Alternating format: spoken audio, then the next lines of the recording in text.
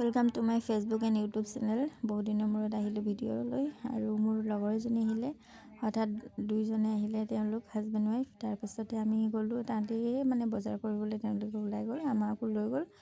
এয়া ফেঞ্চি বজাৰ আহিছে দিল্লীৰ পৰা, তাতে এনেই ওলাই গ'লোঁ। এইবোৰ 10 টকাৰ পৰা ষ্টাৰ্ট হৈছে, ক্লাছাৰ সৰু সৰু বস্তু আৰু এফৰ্ডেবল প্ৰাইজতে দিছে আৰু 10 টকাৰ পৰা 40 টকা।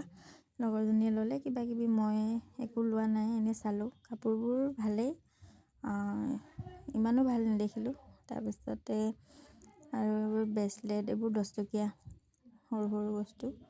তাৰপিছতে মানুহ বহুত হৈছে, কিছুমান বস্তু ভালেই লাগিছে, কিছুমান বস্তু ইমান ঠিক নহয়। এইবোৰ ক্লাছাৰ, এইবোৰ 100 টকাত দিছে, ভালেই আৰু, কিন্তু মই নিপিন্ধোঁ এনেকুৱা ইমান হেভি জুৱেলাৰী, সেইটো কাৰণে মই লোৱাও নাই।